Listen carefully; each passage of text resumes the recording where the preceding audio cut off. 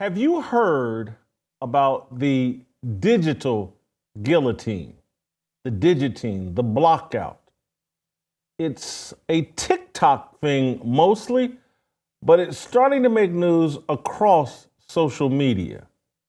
Leftists are starting to get just as upset with celebrities as people on the right.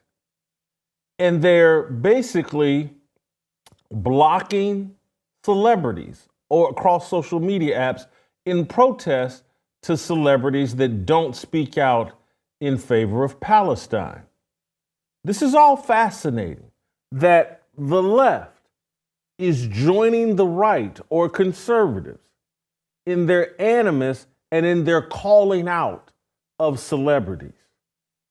I'm going to connect this digital guillotine to everything we talked about yesterday and the awakening that's going on about idolatry and why this is all important. Stay tuned for another passionate version of Fearless just around the corner.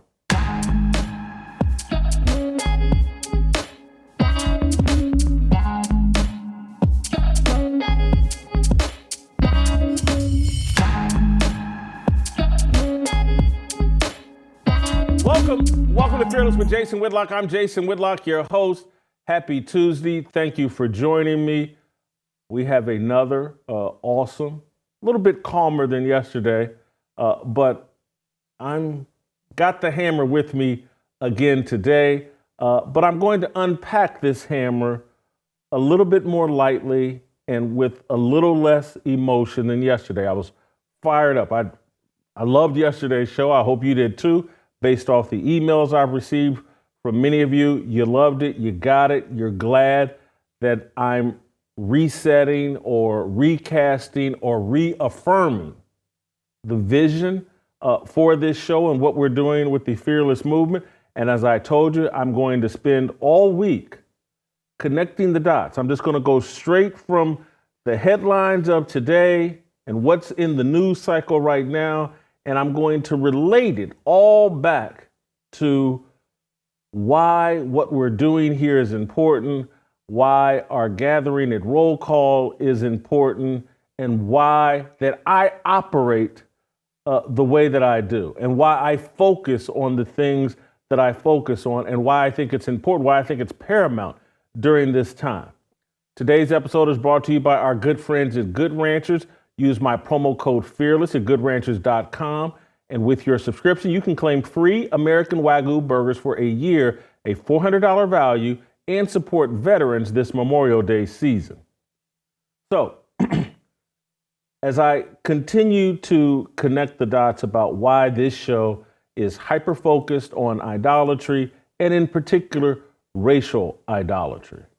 And so it's going to take me a second to connect all of these dots. And I'm going to start somewhere with like, well, how does that connect?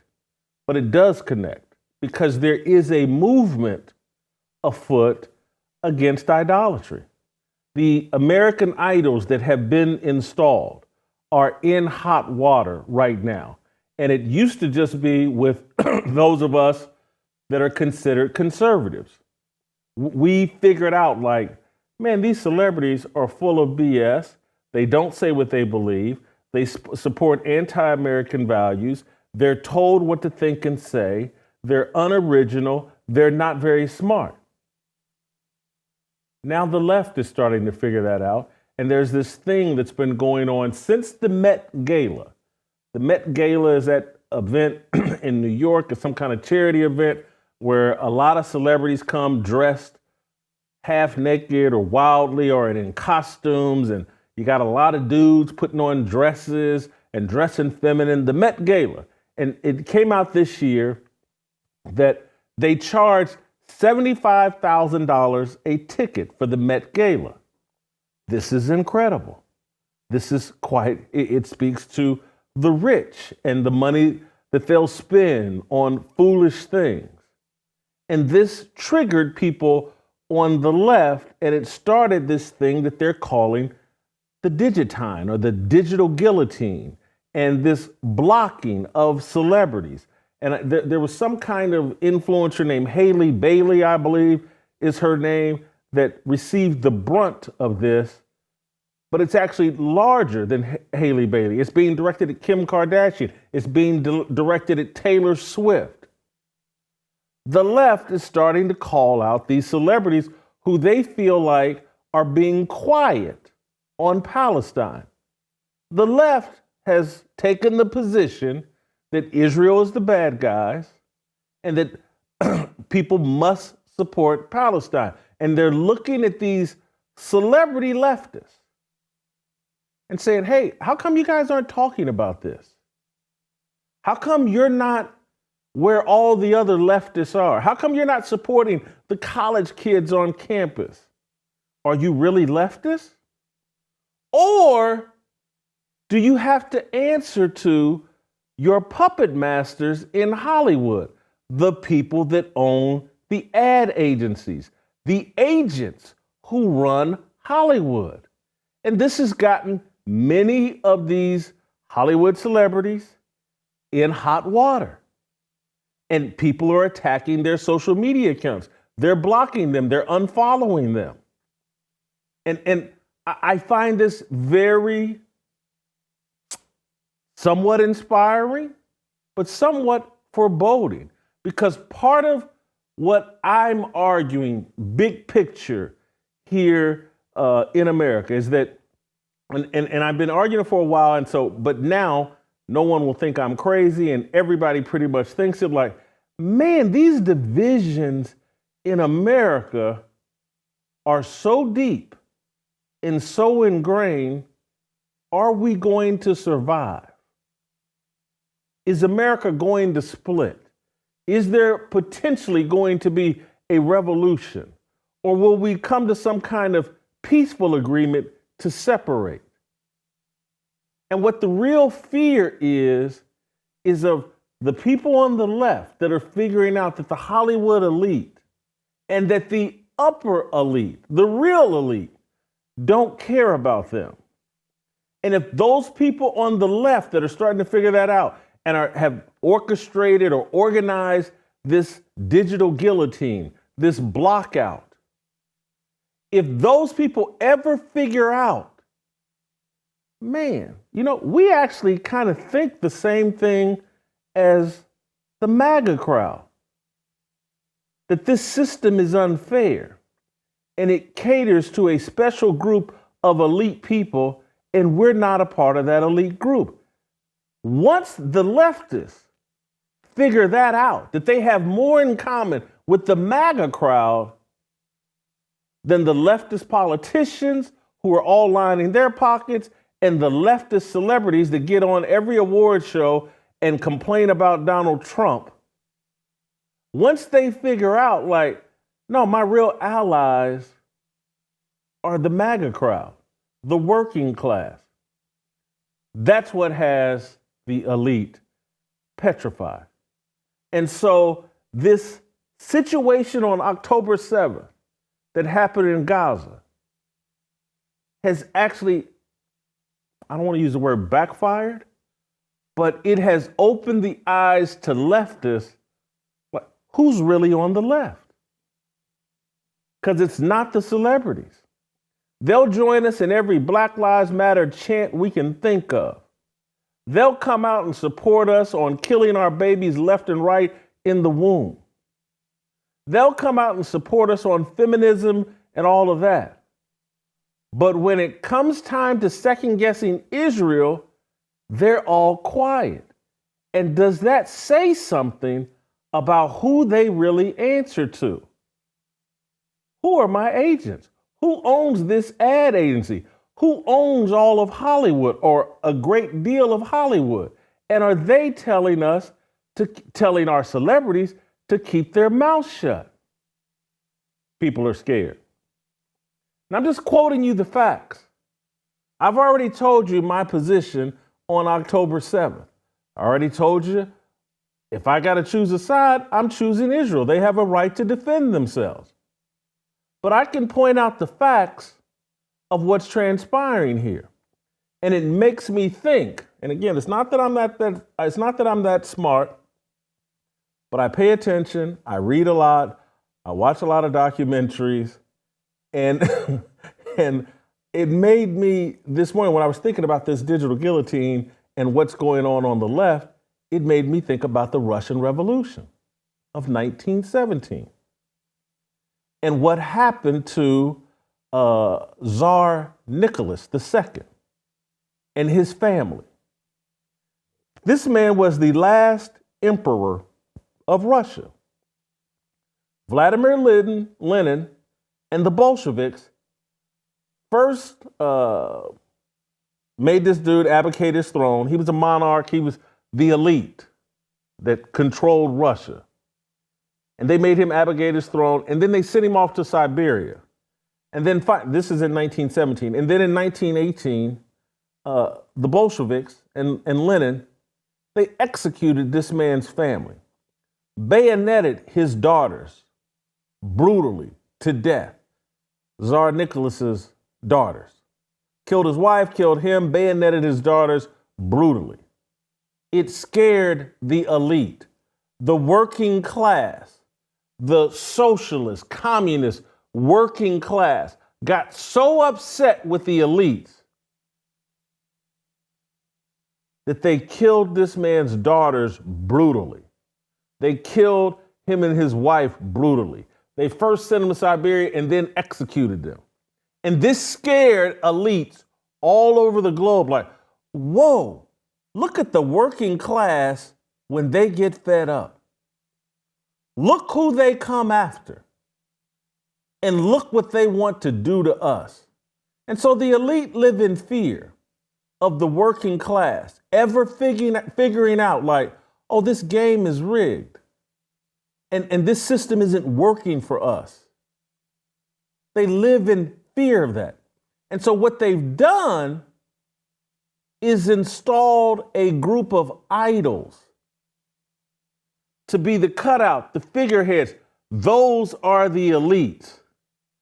These millionaires we've paid to take these bullets and for them to take the animus of the working class.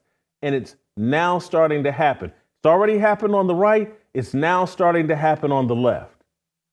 And I mentioned the Russian Revolution because, again, I think most people now feel like, man, the ingredients are in place for some sort of crazy, divided revolution here in America. When the working class get fully fed up and they decide to start trashing, punishing the elite. They got these celebrities out here. They got the LeBron Jameses. They got the Kim Kardashians. They have the Jennifer Lawrences. They got their elite boogeyman, these middlemen for them, these cutout figures that they've handed millions of dollars so that you don't really come after their paymasters, their puppet masters. That's what we're starting to see. And I mentioned the word revolution and why I'm so hyper-focused on uprooting the idolatry that has blinded all of us to what's really at the root of all of this. And it's a rejection of God. And that's what idols do. They replace God and give you something else to worship. They replace biblical values. And so, as I talked about yesterday with the racial idolatry that's plaguing Black people and the Black church, and how it's pulling Black people away from God and evaluating the world from a biblical view. Instead, they're evaluating the world through a racial view. And the left and the people that want to see America fall, they're using the racial idolatry and people's fear of being called a racist for standing on truth. They're using it to destroy all of our institutions, all of the values that made America great, the attack on free speech. We have politicians in office on the state level and on the federal level pushing laws against free speech under anti-Semitism. We must have these laws.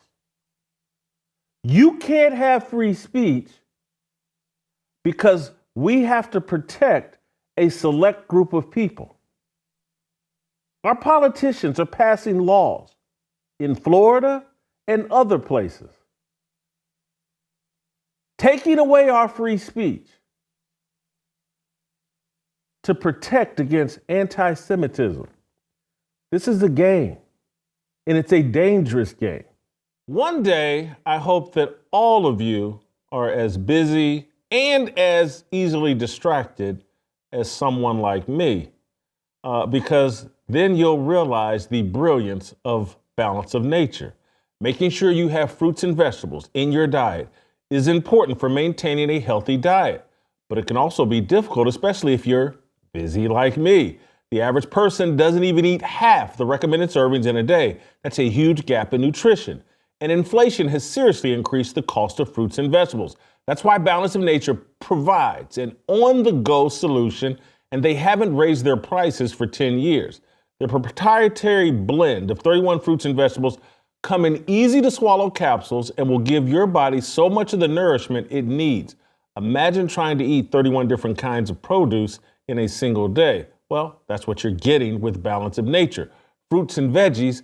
When you go to balanceofnature.com, you'll get 35% off plus $10 off any additional sets with your first order as a preferred customer by using my discount code FEARLESS. That's limited to 5 sets, but you'll save a ton of money while getting the fruits and vegetables you need in your diet. Go to balanceofnature.com, use my promo code FEARLESS for 35% off. That's balanceofnature.com. You can join me in being airheaded and flighty and just super busy. And so you take all your vegetables and fruits, you get it out of the way. It's easy. That's what I do. It's easy. I don't have to think about it the rest of the day. It's awesome. Balance of Nature. And so I want to connect something else that was in the news cycle just yesterday to all of this. And again, it's why this idolatry has to be ended. And men have to agree to put aside petty skin color differences and come together and protect these values that made America great and these values that allowed us to pursue biblical truth. Because they're outlawing it. If you quote certain scripture, it's already this way in Canada. It's starting to come here. There's certain scripture you can't quote. You can't say, I'm not supposed to say this. The Jews killed Jesus. Oh, you can't say that. That's anti-Semitic, even though the Bible says it. Can't say it. This racial game that they're playing. And look, all of this, I'm a black person. It does me, I don't enjoy having to have this conversation, but I'm more interested in serving God than serving my own self-interest. I don't want things to be easier for me. I don't want racial idolatry so that everybody I run into of a different color has to bow down and cater to me, or they'll be outside the norm of the culture or jeopardizing their freedom. Because when you eliminate free speech, that's our First Amendment. Free speech and the right for the government not to infringe on our religious beliefs. Do you understand? So just listen to these dots that I'm connecting. And I hope I don't sound stupid or condescending because I'm not that smart. And so I'm not being condescending to anybody. However smart or dumb you are, that's pretty much me. But the First Amendment, free speech, and the government not infringing on our religious rights. they're passing laws that make it illegal to quote certain verses in the Bible. That's infringing on our free speech and our religious beliefs. And then they turn around, as I've told you, and anybody with a brain can see, they gave us, I'm talking about George Washington and Thomas Jefferson and Ben Franklin, the founding fathers, they gave us the First Amendment, and then they said, you know what, we got to back it up with a gun. So they gave us the Second Amendment. There's a reason why they're first and second. It's not an accident. They're the two most important things. They're saying the government and people are wicked enough that they will take away your free speech and they will take away your religious freedom. So I'm going to give you this gun so that you can protect yourself and the freedoms that I gave you. Not me, God gave you. And so what was in the news yesterday? Dexter Taylor. Dexter Taylor is a 53-year-old Brooklyn software engineer. He's a father. No prior criminal record. Dexter Taylor, black man in Brooklyn, New York. Software engineer. He's a nerd. He's a geek.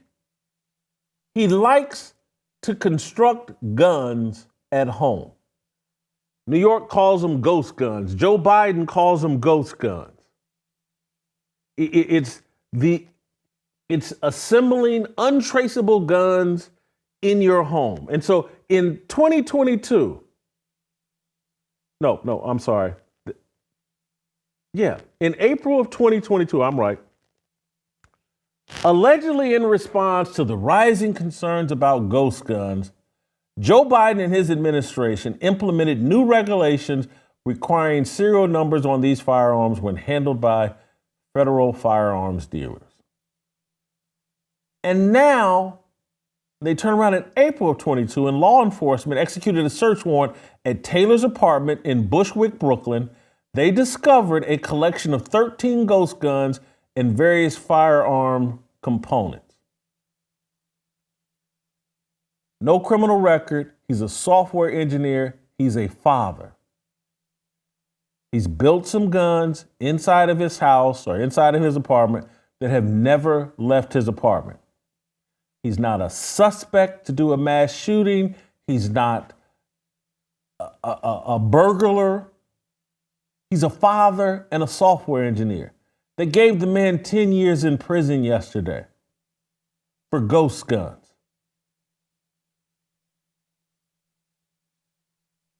Dexter Taylor, 10 years in prison for ghost guns. How many different stories have we read from these George Soros-backed prosecutors all over America, letting out common criminals, serving virtually no jail time for violent crimes? And we take a software engineer and a father who likes to build his own guns at home. There's no proof. There's nothing that suggests this man is any kind of threat to anybody in New York or anybody in America. Maybe he's a sleeper cell and he's building all these untraceable guns because he's going to shoot up Building 7 and make it fall to the ground again. I don't know. But 10 years? And I get that he turned down a plea deal, but he turned it down because I haven't done anything wrong. All the materials he ordered online, it was all legal. Now I get they made ghost guns illegal because there's a wave of ghost gun killings, I guess, around New York. I don't know. I just know this man just got 10 years in prison for buying materials to produce his own guns. He's committed no crime. He's not George Floyd, a career criminal. He's a software engineer and a father. And they're putting him in federal prison for 10 years. When they give you 10 years of Fed time, you do about 9.5 of those years. Fed time is different than state time. There's no good behavior to get you out early. You do that time.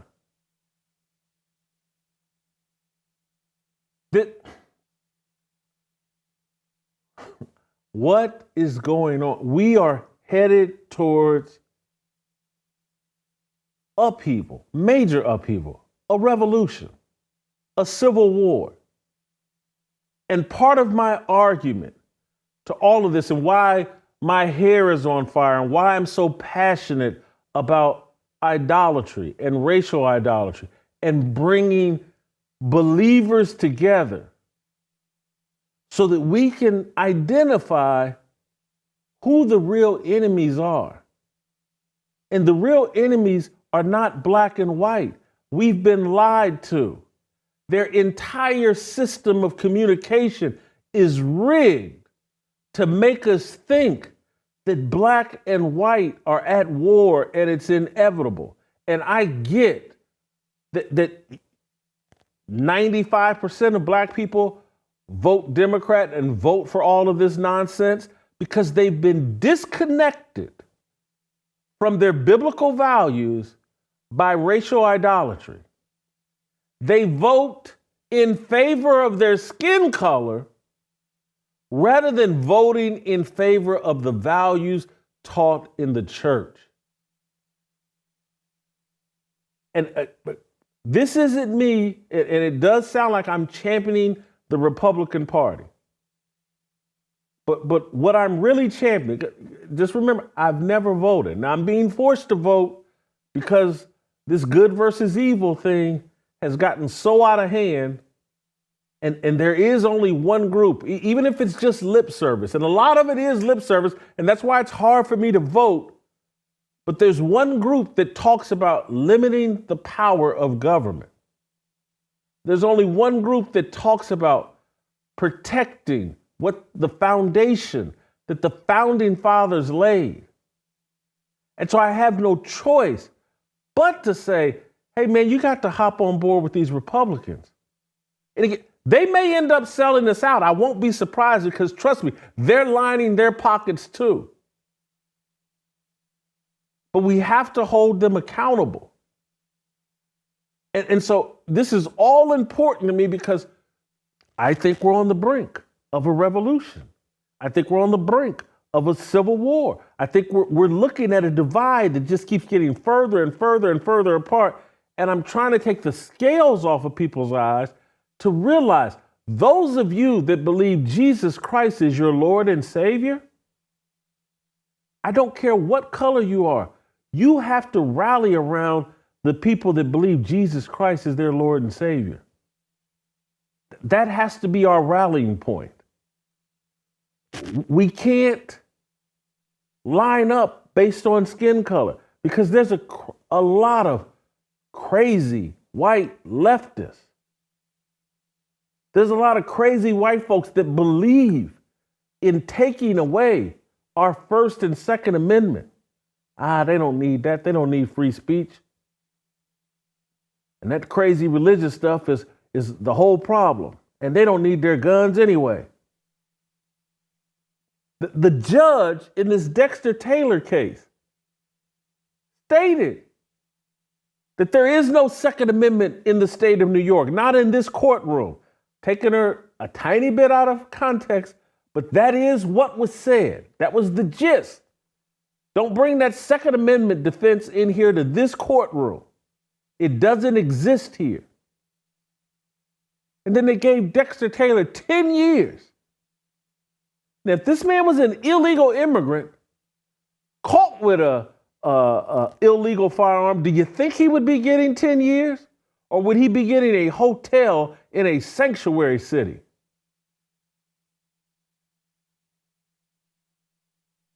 If those of us who believe Jesus Christ is our Lord and Savior, and I know I'm talking to many of you that believe it but don't want to act on it.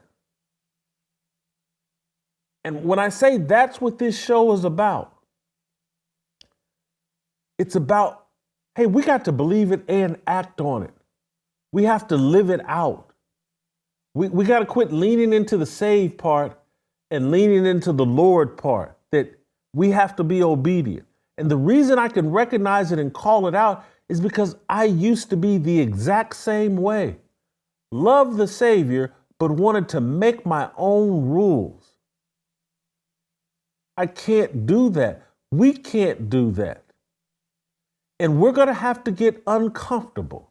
And we're going to have to make peace with and bring people into the tent who have a sincere belief that Jesus Christ is their Lord and Savior, but we have to pull them and say, hey, man, we got to obey this guy too. I'm going to do it. You're going to do it. This is going to be great. Here's the benefits from it. We can do this together. We have to do it as men, because what we do, women will follow. But we won't do it. We're separated by superficial skin color differences. And we're allowing people to use black skin to justify all kinds of immorality. We can't speak out against anything because, oh my God, don't you know black transgenders? They get murdered at a rate, a bunch of drummed up phony stats. And I'm not being unsympathetic, but I'm just keeping it real. I don't believe in transgenderism. You have a mental health issue, and we need to get you help for that. But we're not going to build a world around your mental disease. I know that the Biden administration does it, and they're appointing the transgenders to all kinds of important positions. And we just got to get everybody on board with these people that have a mental illness, and let's build a world with rules that serve them. We have to get back to building rules that serve God. And it's never been perfect here in America. That is not my argument. But we did not have these kind of rules and laws and customs and normalized behavior that was a total affront to God. Shame is a necessary thing. It's healthy. I should be ashamed that I'm fat. It's an affront to God. People tell me to quit apologizing for speaking the truth, but it's just my habit. I'm sorry if this offends you, but two men adopting some baby or doing some kind of fake pregnancy with some woman so they can pretend that they had a baby, that's an affront to God. And those of us as men, we have to develop the balls to say it out loud and force this country. And hey man, we can't be normalizing all of this. We can't be installing all of these laws that support this. This is an affront to God. It's an affront to common sense. We're denying kids mothers. Mothers are denying kids fathers. This is insanity. And if we don't put our foot down, I'm telling you, one of you people, and it could be me, we're going to be the next Dexter Taylor.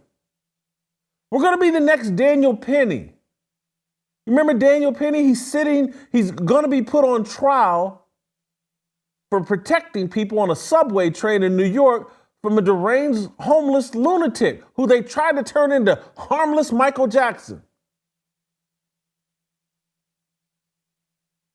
And so the whole fearless movement, the roll call, it's about men. We got to come together across our superficial differences, and we have to recognize that idolatry is the root of all sin. And they've come up with this super level of racial idolatry that is pulling people away from God. And it's jeopardized the entire future of this country. What are you leaving your kids and grandkids to live in? This insanity? Where they will be baited in school? Hey, you need to try this homosexuality or transgenderism. You need to try this victimhood status if you want to get ahead in this world. Take on one of these victim identities. That's how you get ahead. That's how you get the internship. That's how you get the job. That's how you get the set aside diversity, equity, and inclusion job. We've set up a system to reward insanity and immorality. And it's our fault as men because we won't stand up and say no and mean it. We're hiding in the closet. We're afraid, oh, I'm not going to get that promotion on my job. And I know it's easy for me because, I've stepped out here and doing my own thing and I don't answer to anybody. But you got to get out here too. God will provide. That's what faith is really about. And I'm sorry for the people that feel convicted listening to me rant and rave, but I got to do it. I got to shake you up. I got to make you uncomfortable. We're all participating in a system that's destroying the future of young people. I want to play you, I believe this is this young woman. I want to connect a couple of dots here. I want to play SOT 4. This is the woman that I watched her 30-minute video last night, because I'm old. And so I hear about the digital guillotine, but I got to have, somebody got to explain it to me completely so that I get it. Because, TikTok I'm not on, and I'm barely on Instagram. These guys run my Instagram for, I'm sorry. Well, that's just the truth. I'm barely on my Instagram. So I was about to flirt with telling a fib. I'm occasionally on Instagram. But anyway, I want to play you this woman who breaks down the digital guillotine and what's going on. Let's watch the clip. People started making videos, stitching together footage from Gaza, from the military bombardment by Israel, with celebs in what they were now calling the capital. And enough people started noticing this and commenting this that others started to be like, you know what I'm tired of? Celebrities. You know what I'm sick of? Their nonsense. You know what I'm gonna do? Block them. And thus the Digitine was born. Let them eat cake. It's time for the people to conduct what I want to call a digital guillotine, a digitine, if you will. It's time to block all the celebrities, influencers, and wealthy socialites who are not using their resources to help those in dire need. We gave them their platforms. It's time to take it back, take our views away, our likes, our comments, our money, by blocking them on all social media and digital platforms. And I think the first person that we should all focus on is Haley here. Haley Bailey, for your ignorant decision to attend the $75,000 ticket Met Gala and recite "Let Them Eat Cake" while you have done nothing with your 10 million follower platform as people are starving and dying, we sentence you to the Digitine. Vive la révolution. So as this creator said, it's a digital guillotine. They want to block creators, whether you follow them or not, organize a list, and every day you do it in a mass group of numbers. So it's not just, I'm blocking everybody at random, although you can do that if you want to. But from organizers that I follow and have spoken to, boycotts and these types of things work best when it's concentrated, when people decide, okay, we're all going to stop with this. We showed them we weren't playing around, next moving on to this person. So people have started blocking, one of the first people that is the epitome of celebrity culture and celebrity lack of awareness and just doing anything to be famous and relevant, Kim Kardashian.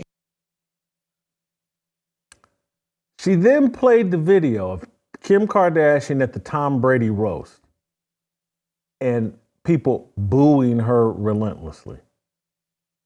So I'm telling, the left is starting to wake up to like, hey, these celebrities they're full of BS.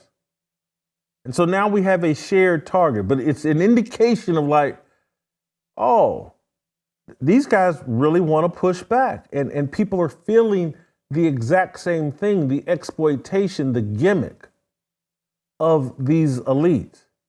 And it's funny that the situation in Gaza and what's going on with Israel and Palestine has shaken up the left to figure out like, oh man, these guys aren't really leftists, or they'd be out here supporting Palestine like the rest of us.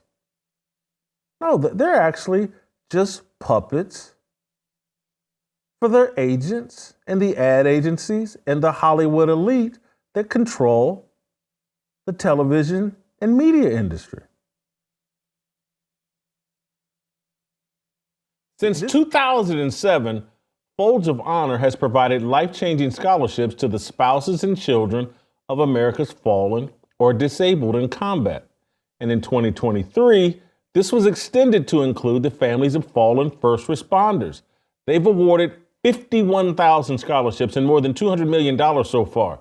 And the need is still great, but together we can make sure no qualified applicant is turned away. Flying Ace has aligned with Folds of Honor to ensure the children of our American heroes receive the education they deserve. As proud supporters of Folds of Honor, Flying Ace has had the privilege of providing hope for the families of those who protect our freedom.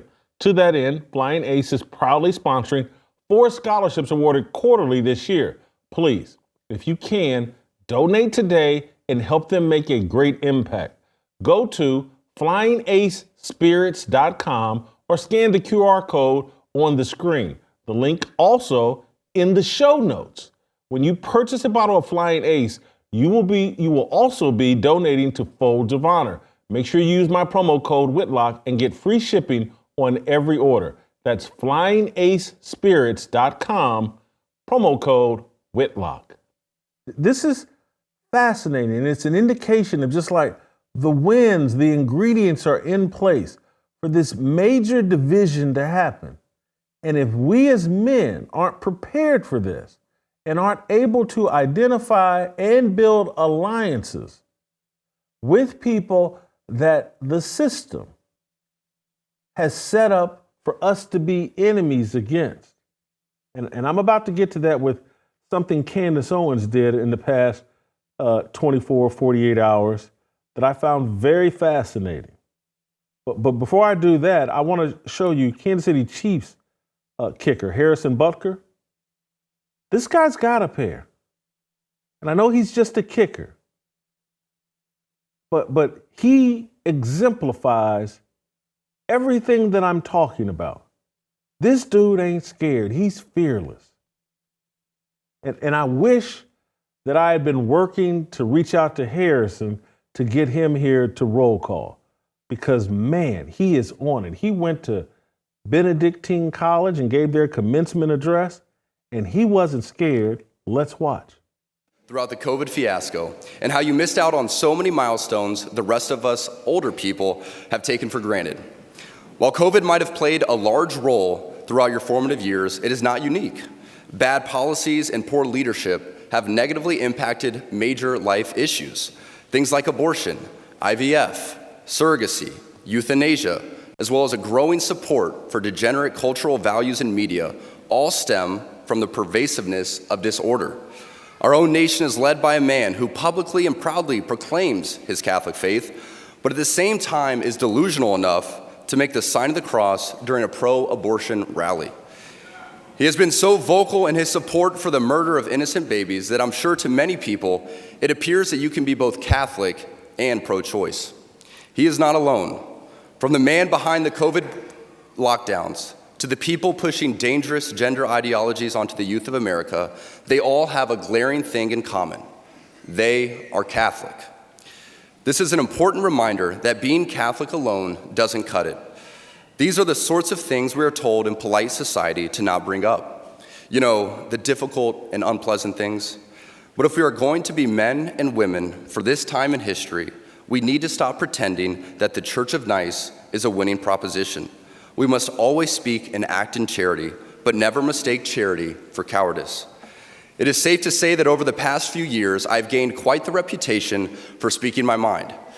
I never envisioned myself nor wanted to have this sort of a platform, but God has given it to me, so I have no other choice but to embrace it and preach more hard truths about accepting your lane and staying in it. As members of the church founded by Jesus Christ, it is our duty and ultimately privilege to be authentically and unapologetically Catholic. Don't be mistaken, even within the church, people in polite Catholic circles will try to persuade you to remain silent. There even was an award-winning film called Silence, made by a fellow Catholic, wherein one of the main characters, a Jesuit priest, abandoned the church and as an apostate, when he died, is seen grasping a crucifix, quiet and unknown to anyone but God. As a friend of Benedictine College, His Excellency Bishop Robert Barron said in his review of the film, "It was exactly what the cultural elite want to see in Christianity: private, hidden away, and harmless." Our Catholic faith has always been countercultural. Our Lord, along with countless followers, were all put to death for their adherence to her teachings. The world around us says that we should keep our beliefs to ourselves whenever they go against the tyranny of diversity, equity, and inclusion. We fear speaking truth because now, unfortunately, truth is in the minority. Congress just passed a bill where stating something as basic as the biblical teaching of who killed Jesus could land you in jail. But make no mistake, before we even attempt to fix any of the issues plaguing society, we must first get our own house in order, and it starts with our leaders. So, and I know I'm going to irritate some people here, but I'm never going to back away from applauding the truth from wherever I hear it. And I can't find any flaw in what Harrison Budker just said in that video. And I know that Catholics are under attack by Protestants, by Baptists, by people. Again, I grew up Baptist, 25th Street Baptist Church. And I can't do it. I can't reject the truth that man just spewed. I can't not celebrate the courage that man just showed because he's a Catholic. I can't do it. I'm not going to do it. I'm just not. That man can believe whatever he wants to believe, and I'm going to let God sort it out and judge Harrison. I'm going to judge the truth that he just spoke and applaud it. I'm not a Catholic. I don't have any intentions of being a Catholic. What that man just said was courageous and it was truthful. And we need more men like him. The fact that I have some differences of opinion with him, that you know, it's in this moment, for me, I'm not saying everybody, I have to reach out a hand to that man and say, hey, I appreciate your courage. I appreciate the truth you spoke. He and I privately can get in a discussion about, hey, you believe this, I believe that. And I'm going to let God sort that out. I'm not wise enough. I'm just telling you, where I'm at today, I'm just not wise enough. I've chosen sides in terms of who I'm putting my faith in as it relates to speak biblical truth at the roll call men's summit. I chose Voddie. I chose E.W. Jackson, and I chose Anthony Walker.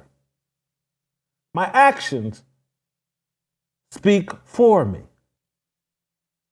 But would I love to have Harrison Budker at roll call? Yes, I would. Not going to apologize for it. And if that runs people off and you know, I'm the worst person on the planet for that, have at it.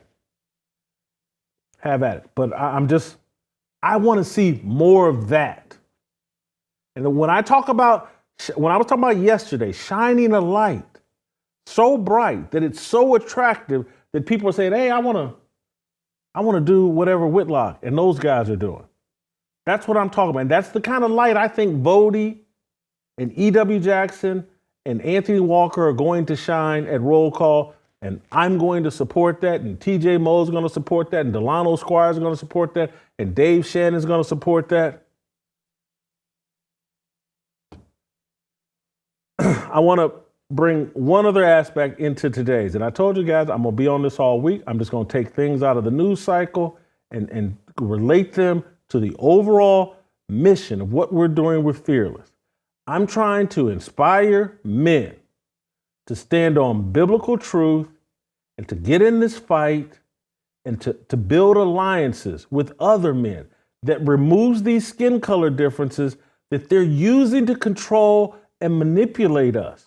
We are weak because we are divided over nothing, skin color. And it's killing us. It's why we're getting slaughtered.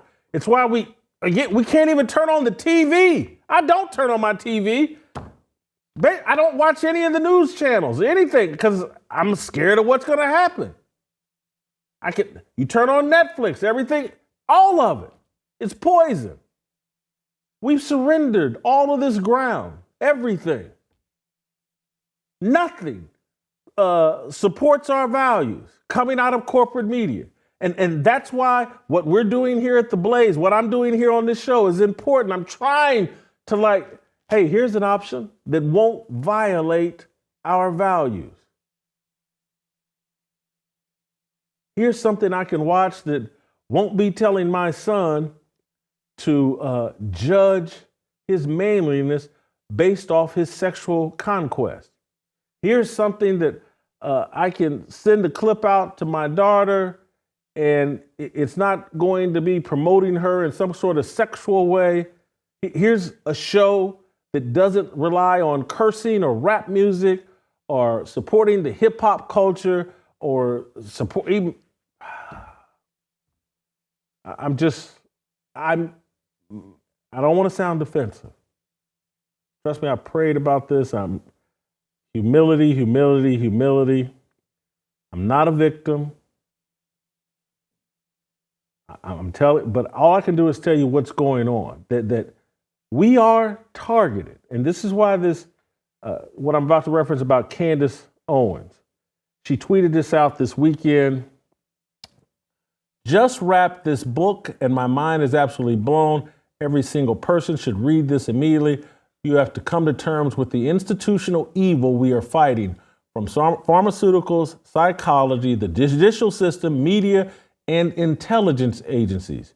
You can draw a direct line from the Manson murders to today's Diddy lawsuit. Must read, must buy, as in stop everything you're doing and buy this book. She's talking about the book written by Tom O'Neill, and it's a deep dive into the Charles Manson case from, I believe, 1969.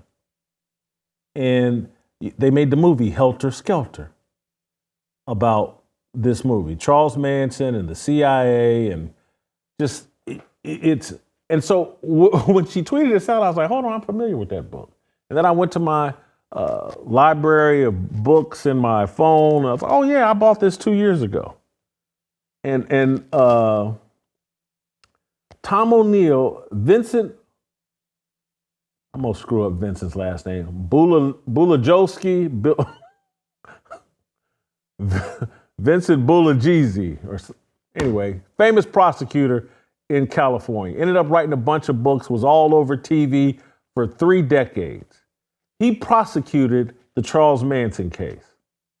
And he came up with a narrative about Charles Manson and what the motive of the murders were.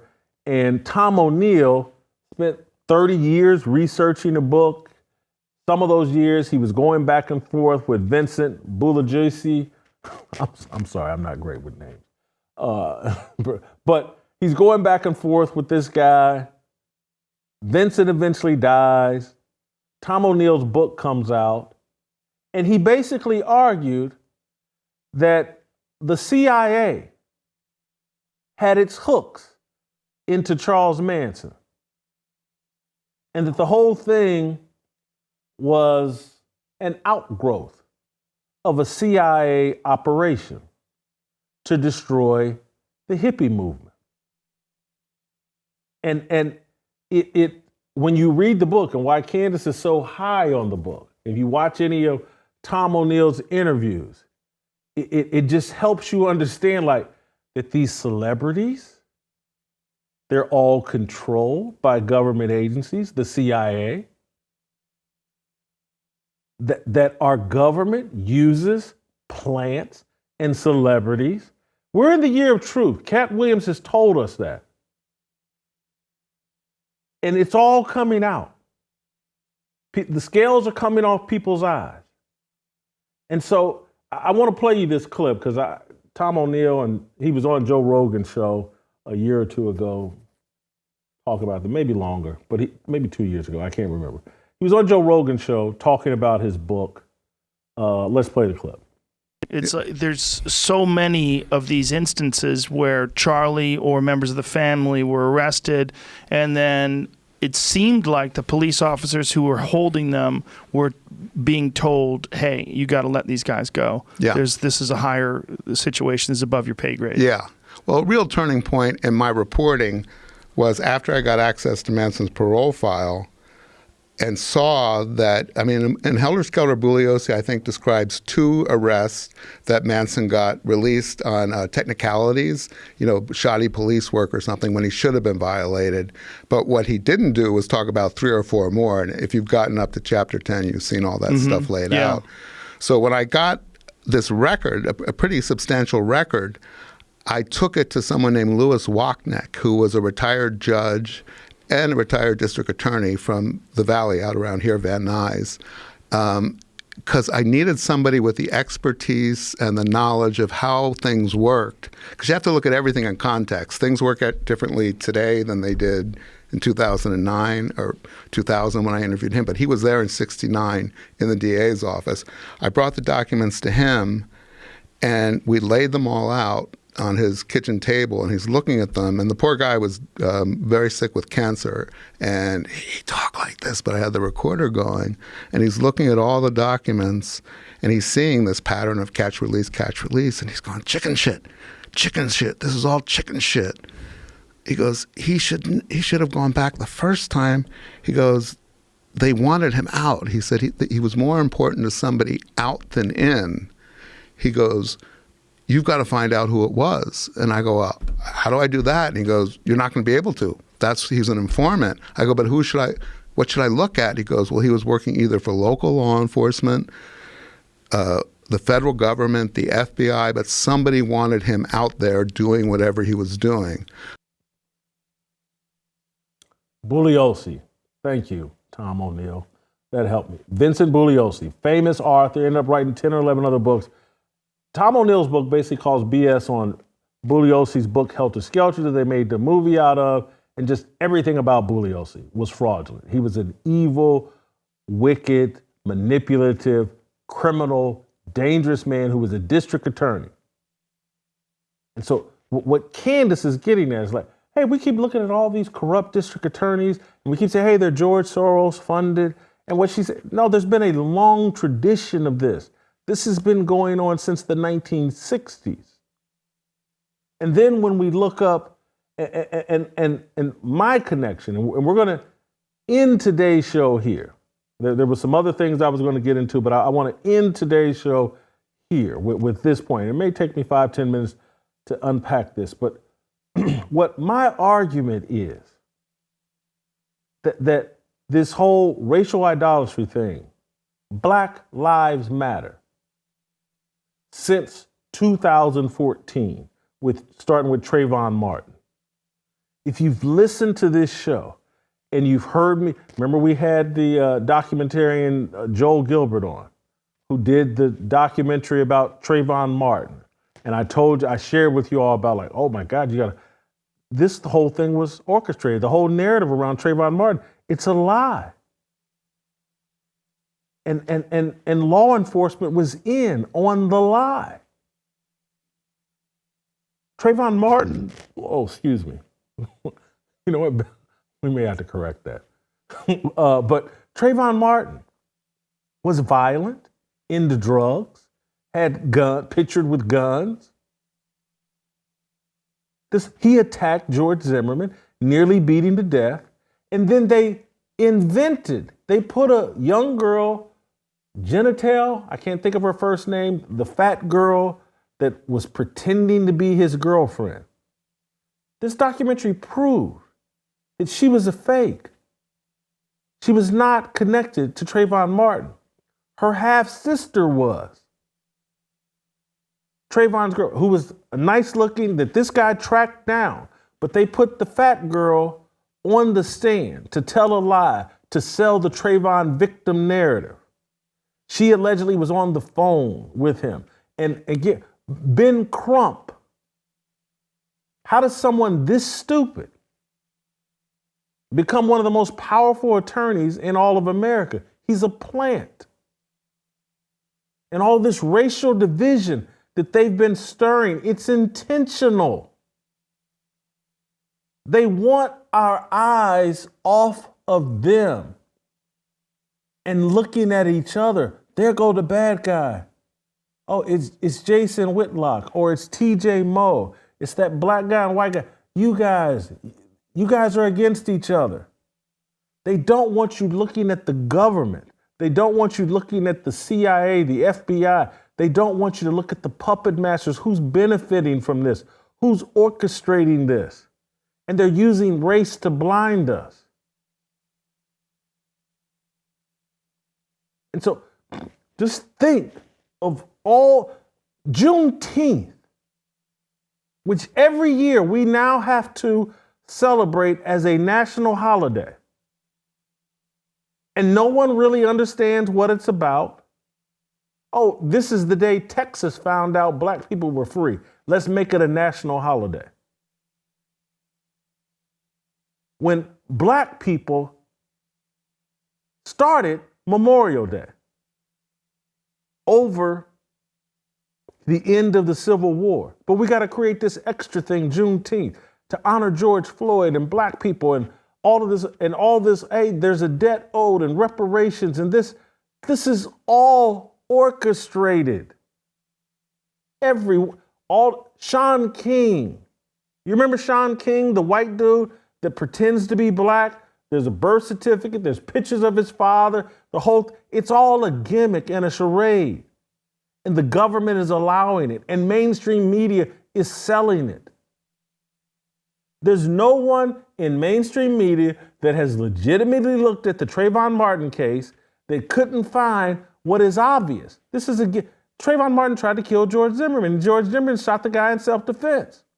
There's no one who, if they remove their emotions and remove their racial idolatry, George Floyd, he overdosed on fentanyl, acted a fool, ran out of breath, and died on the street with a 165-pound man lightly putting pressure on the back of his neck or shoulders.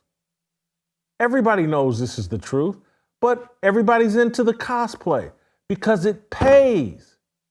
There's a system of rewards set aside for everybody to go along with the gimmick. Oh my God, you want to be a diversity, equity, inclusion hire? Go along with the gimmick, play the victim. Why are so many people faking hate crimes? Do you think I have to fake being overweight? Or am I just overweight?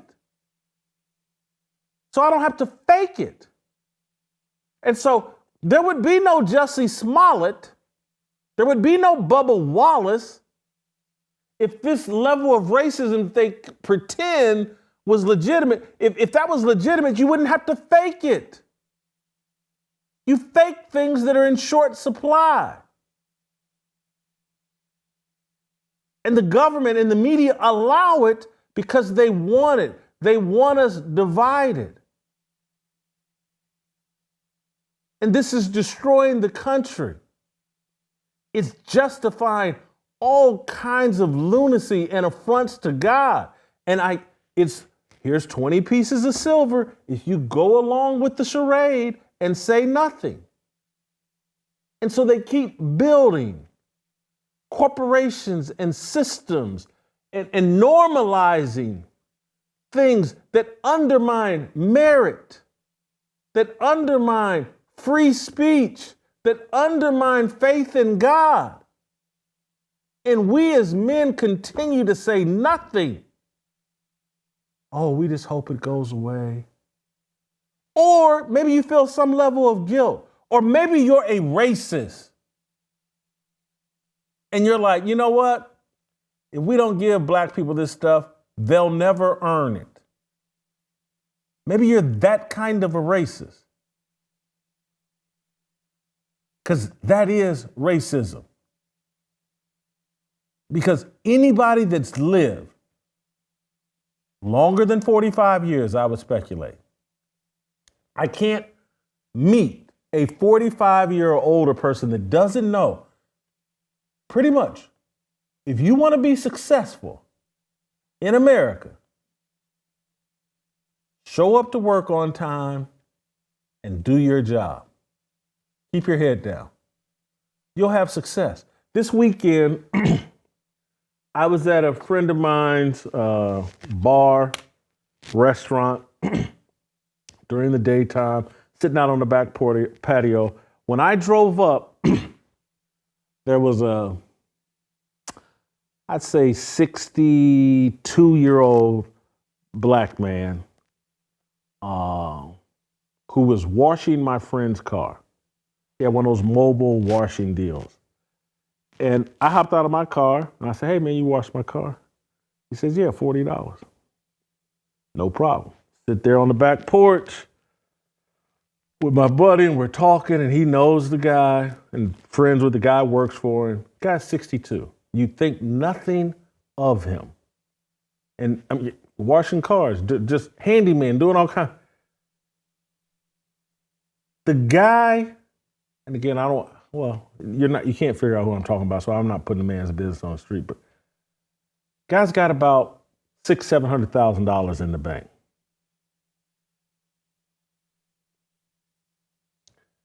Old black dude, shows up to work every day, does whatever, no arrogance, doesn't let pride stand in the way. Dude was, you can't tell who I'm talking about, but he wanted to buy a house and my buddy talked him out of it. He was just going, hey, I'm going to buy this house.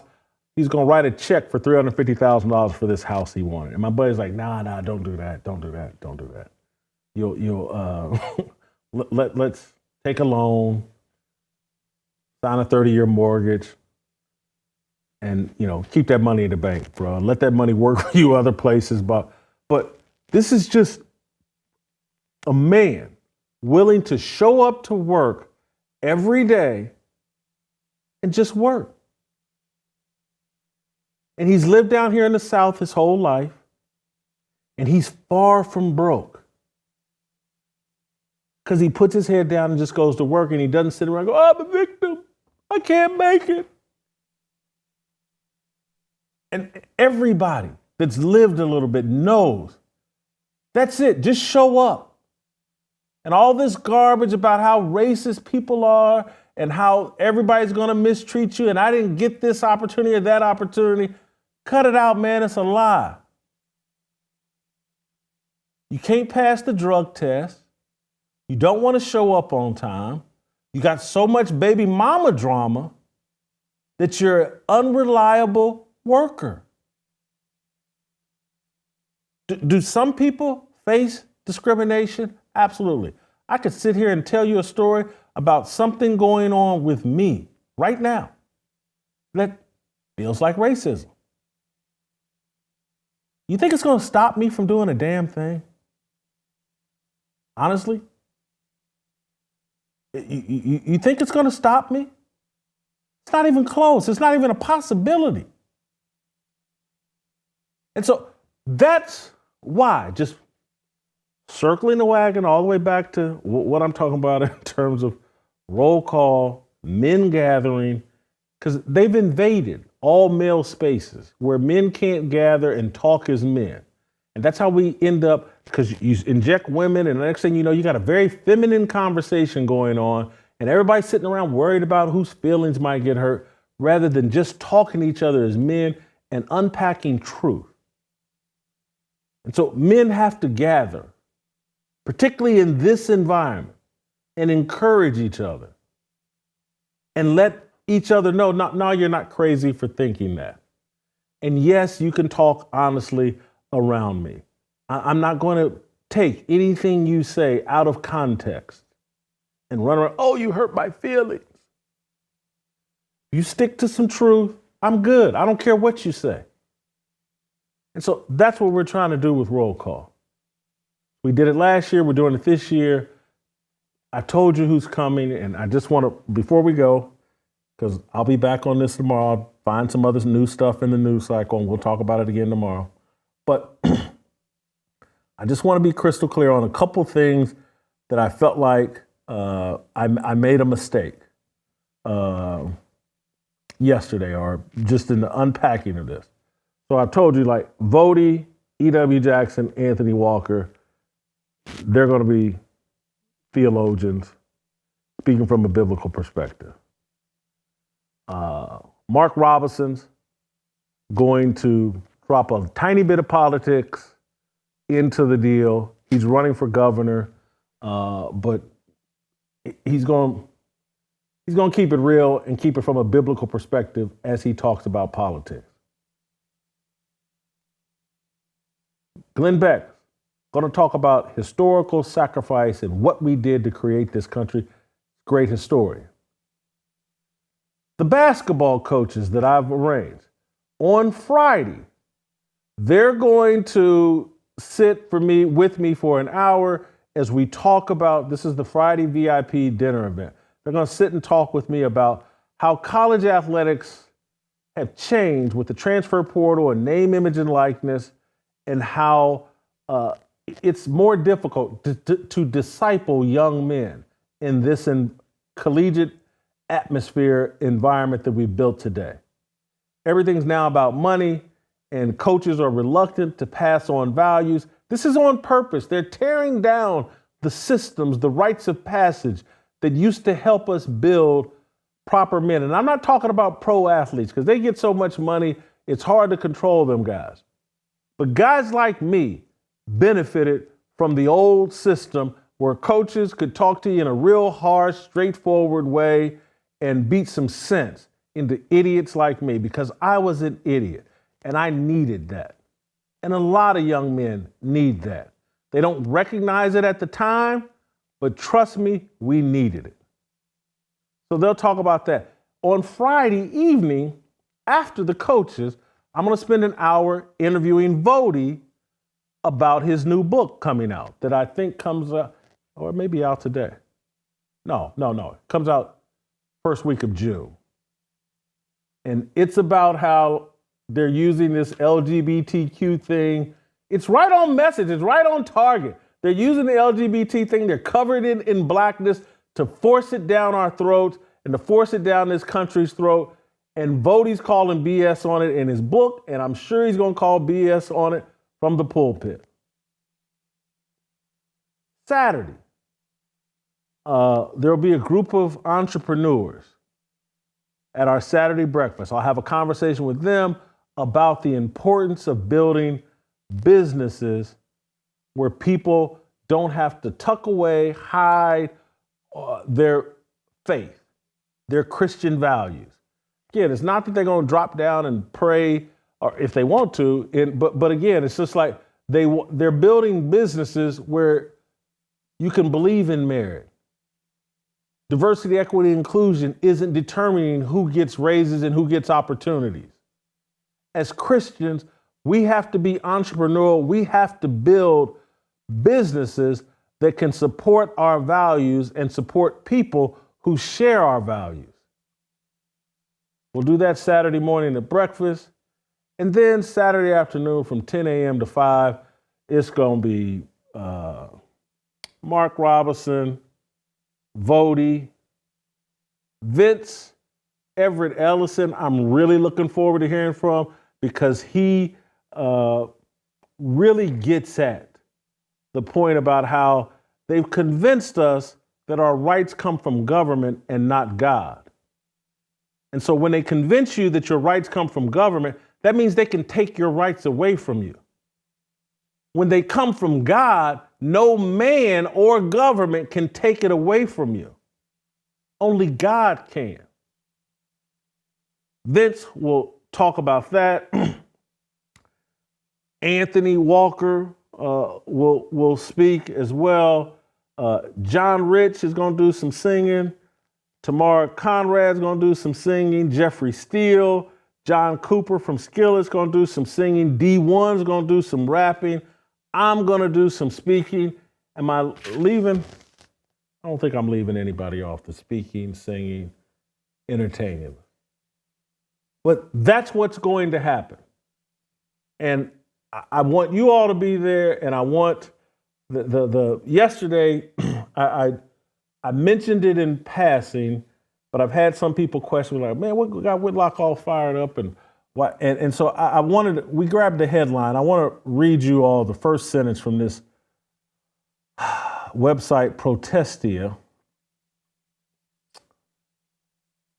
Disturbing new Christian conference features Voddie Baucham, John Cooper of Skillet, and ...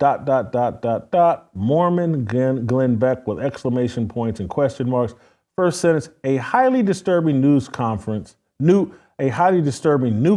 has emerged featuring Jason Whitlock, John Rich, Voddie Baucham, Skillet's John Cooper, and Mormon Glenn Beck. And then they go on to trash me and trash roll call.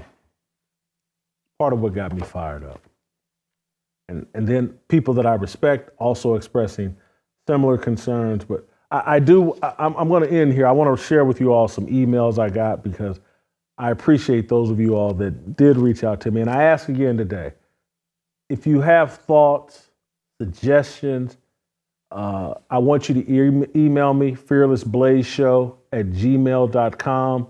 I shared with you all yesterday that just quite frankly, the support from around the country is stronger than the support here in Tennessee. That's taken me a tiny bit by surprise. And so I want to hear from you all, particularly here in Tennessee, or if you have friends here in Tennessee, I want you to reach out to them about roll call and about what we're doing here. I want you to share today's show just as I had you share yesterday's show. This is important, that we show up, show out, shine a light bright. It's important to me. I think it's the right thing to do. And I need you all, and I appreciate those of you all that have emailed me. I got a lot of emails, many of them positive. Some of them have raised some questions or asked additional questions, but I just want to share a few of them. Jason, I truly appreciate your authentic passion for Christ. I'm 100% supportive of you and you bringing Glenn Beck to roll call. I do not need your explanation. I get it. I came to roll call last year, loved it, have invited over 10 of my closest friends to attend this year. My best friend has accepted the invitation and we will both be there. I have purchased the VIP package, so I will be in studio with you Friday night and breakfast Saturday morning. It's hard to get a lot of these guys to commit to a weekend away for this. I have shared your show and link with each of them. Most guys are lukewarm in general in their role as a Christian leader and grudgingly feel there is nothing they can do to impact our country for Christ. They just kind of accept that there is nothing they can really do to make a difference. I'm going to stop there. That's why I read this email. We can't give up. We can't turn cynical. We can't, they want us to feel that it's inevitable. And I know why you feel that way, because sometimes I look and I'm on social media and I see what's going on and I'm like, how can you stop this? How can you fix this? How can we look at what's going on with the family structure in America and more kids being raised in a single parent home, more and more undiscipled, unraised, undeveloped kids pouring out into our communities and causing all kinds of chaos. I see the same clips as you. I see what's going on college campus. I see what's going on in urban areas. I see what's going on, fights at amusement parks, and I see it all, and I just go, oh my God, who can behave this way publicly? And you sit there and go, how do you get the family back together? We do it one man at a time. We gather up and encourage each other, and we pray. And then we get involved. Then we take action. And we don't have to solve everything at once. Me fixing me will have so much impact and will be a light. And again, if I continue on this weight loss journey and just this faith journey or whatever, it's going to help me and it's going to help someone else who's been inspired and encouraged. I want to share just one more email before we go, because this is from a woman. And I believe that, I'm hoping this is the right one, because I may have sent the crew 2 emails from women, but I think this is the right one. Good morning, Mr. Whitlock. I'm currently listening to your show from yesterday, 5/13. I do not listen to all of your shows, but find myself increasingly listening to them. I discovered you via Glenn Beck's show on The Blaze. I also discovered Steve Deace's show via Glenn Beck's show. Both of you make biblical worldview shows for men.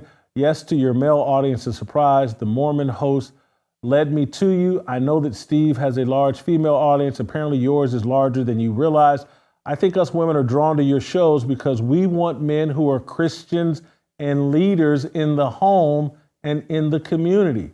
We are desperate for the type of men you are calling out to. Your shows give us hope that these men will step up to what God has called them to be. I often find myself saying, where are the men? This is what I see in my community. Women have to be the Christian leader in the home because the men just won't. When I attend school board meetings, it is packed with women and just a handful of men fighting for our kids. Our town has a group for people concerned about the direction of our schools are going. It was started by a man, but it is mostly all women with just a few men in attendance. Our county meetings are filled with women and a handful of men speaking up for our community. Women were the ones being refused service in stores for not wearing masks.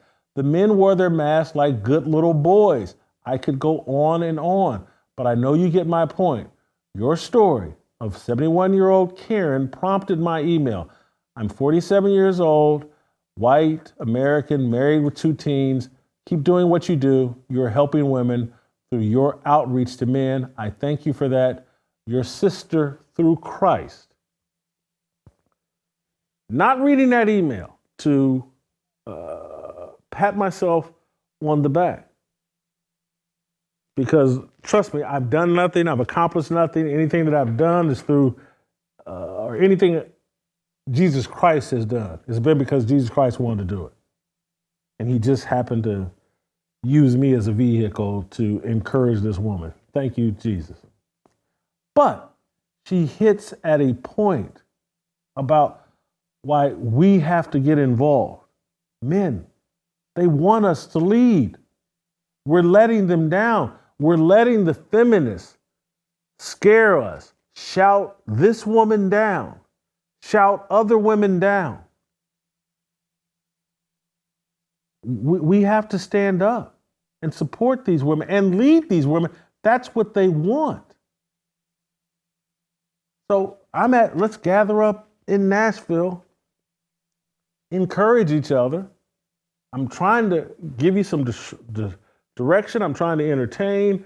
We're trying to entertain. We're giving our best effort, and there's opportunity to learn and to refine and do even better.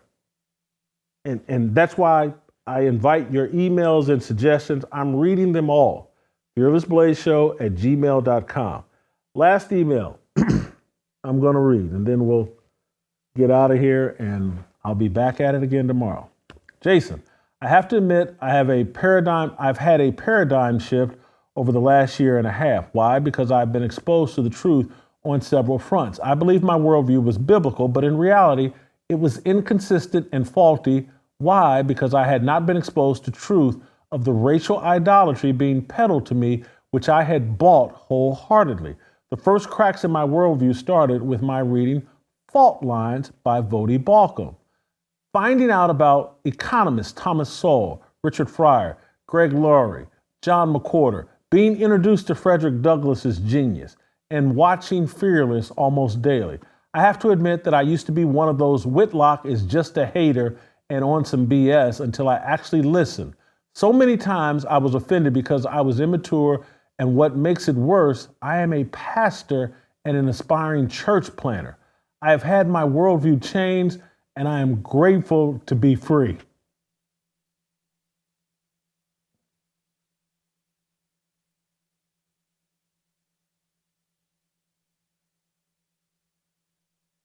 That's all I'm trying to do. That's all we're trying to do. Thank you for that email. I needed it. Play tomorrow. We'll see you tomorrow. Waiting for the countdown, coming off the breakdown, standing in line for freedom. Looking for a breakout, feeling like a standoff, nothing in life like freedom. Came like a fighter, striking like a ladder, making all these moves for freedom. I want freedom. No negotiation, my sister, no relation. We all just wanna have freedom. Sitting on a corner, never been alone. I'm breaking my back for freedom. Blessed, we are living, get back. We are receiving, all deceiving. We all wanna be free.